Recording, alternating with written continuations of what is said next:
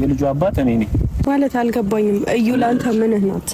ጓደኛዬ፣ ፍቅረኛዬ ነች። ልጁ የኔ እንደሆነ እኔ እርግጠኛ ነኝ። ምናልባት የተፈጠረ ነገር ካለ አላውቅም በመሀላችሁ። የዩ ጓደኛ ስለመሆኑ የእሷ ፍቅረኛ ስለመሆነ የልጁ አባት ሊሆን ይችላል ብዬ እንዳምን የሚያደርጉኝን መረጃዎች ባይ በጣም ደስ ይለኛል። እኔ ለማንም ብዬ አይደለም አልኩ፣ ለብሩክም ላንቺ ብዬም አይደለም። እውነቱን ለመናገር ማለት ነው የራሴን ልጄን ለማግኘት ነው አይደል?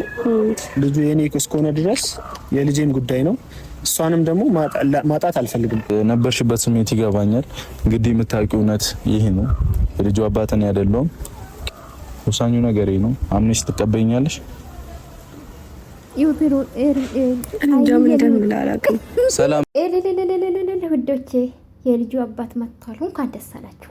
እንኳን ደስ አላችሁ። ሀይሚዬ ይሁት በፍቅር ስታይ ብሩክ ማለት ነው። ምን እንደምልክ አላውቅም። እኔ ፍቅር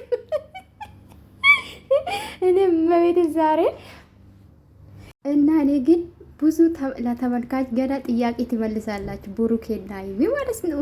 እንግዲህ ባላ መጥቷል። ትላንትና ለእዩ ዩቱብ ተከፍቷል። ግዴታ ባል መምጣት ስላለበት አምጥተዋል ማለት ነው። ቡራዬም ካንደሳሌ ነጻ ስላወጣ እግዚአብሔር ይመስገን እና ደስ ብሎኛል።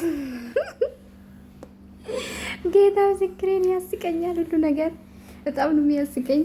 እና ከየት መጥቷል ግን? በጣም አረፈር ከባድ አንድ ወር ሙሉ እኮ ነው እንዴ! እኔማ ግፍ ይዛቸዋል። 2 ቀን ሀይሚ ያሳዝነኝ ያለቀስኩ ግፍ ይዛቸዋል። ማርያምን ከልቤ አዝኜ ነው ያለቀስኩት። ከዛ በኋላ እየነቃው መጣው ማለት ነው። እና 2 ቀን ስታለቅስ የወደቀች ቀን፣ ከዛ ደግሞ በነጋታ ከሆስፒታል በኢየሱስ በጣም አሳዝነኝ። በጣም እኔ በእርግጥ ስስ ልብ ነው አለኝና አዛኝም ነኝ በነገራችን ላይና በጣም ነው አሳዘነችና ግፍ ነው። ለማንኛውም እንኳን ደስ አላችሁ። እውነት ጋይስ ጥያቄ አይፈጥርባችሁም? እውነት እቺ ልጅ ባለቤት ወይም ደግሞ ባለ ያላት እንዴት ነው ከዚህ ልጅ ጋር ከቡርኬ እና ባል ያላት ወይም ደግሞ ፍቅረኛ ያላት እኔ ተሸግራ ነው ብዬ ነው ማስበው። ወይም ደግሞ በዚህ መልኩ ወደ ሚዲያ መምጣት ለምን አስፈልጋት? እኔት ማለት ነው ራስሽ ዝቅ አድርገሽ። ጨረቃ ፋሚሊ የታወቀ ነው እውነት ለመናገር ብሩኬም አይሚም አንድ ቀን አሳፍረው አቁም እና ለምን በመልካም ነገር ብታመጣት እቺ ልጅ ክብሯ ዝቅ አርጋ ባትመጣ አሪፍ ነው ብዬ ነው ማስበው። ለማንኛውም እንግዲህ አይሚ አሁንም መረጃ ፈልጋለሁ ብላለች። ግን እኮ ጋይዝ እኔ አላቅም ብዙ ነገር ግራ አላጋባችሁም ጋይዝ? እና ለማንኛውም እኔ ደስ ብሎኛል። ሰላም እንደምታወርዱ ተስፋ አደርጋለሁ። ያው ብዙ ማውራትን አልፈልግም። ስራ ነው እስሩ።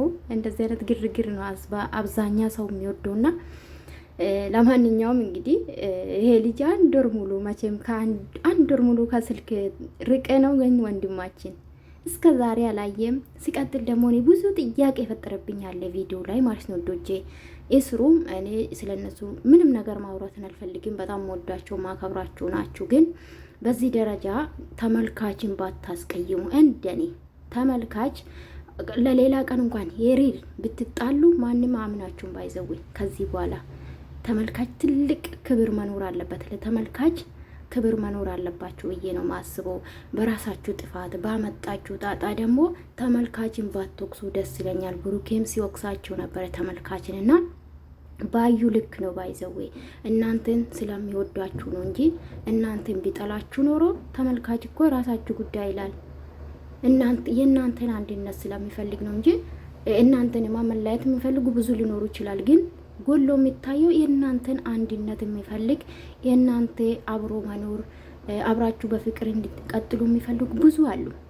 በቁጥር ናቸው እናንተ እንዲለያዩ የሚፈልጉትና ማለት አንዳንዴ ከመጥፎ ይልቅ መልካሙን ነገር ቢታስቡ ደስ ይለኛል።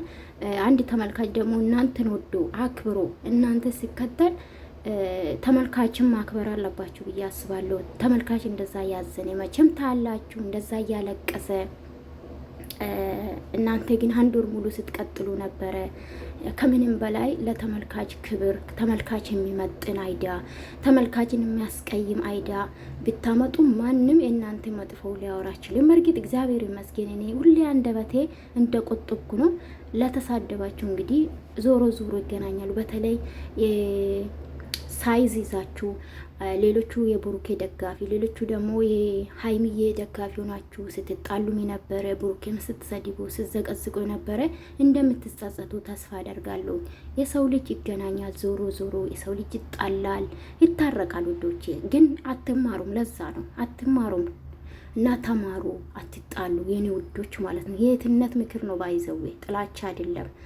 እና እንግዲህ ነገ ይመኑኝ ልጅቷና ህዩና ይሄ ሰውዬ ይገናኛሉ፣ ያገናኛሉ ማለት ነውና ብሩኬ እንግዲህ ደስታውን አልቻለም። ሀይሚ መለስ እያለች ነው ወዶቼ እንትላላችሁ እና ይመቻችሁ ወዶቼ። እኛ ማለት የእናንተን አዘን ነው ማንፈልገው። የፈለጋችሁን ድራማ ስሩ። እናንተ እንድታዝኑ፣ እናንተ እንድትከፉ፣ እንድታለቅስ፣ በተለይ ሴት ልጅ ደግሞ እንድትጎዳ አንፈልግም። እኔ ከመጀመሪያ እግዚአብሔር ይመስገን እውነት እግዚአብሔር ይመስገን ብሩኬ ያደርግን ብዬ ስከራከር ነበር። ቢሆን ራሱ እሱን አዩ ይውት ጋይዝ ቢሆን ራሱ መድኃኒት አርጋ ብዬ ነው ተከራከርኩትና እግዚአብሔር አንደበቴ ስለያዘ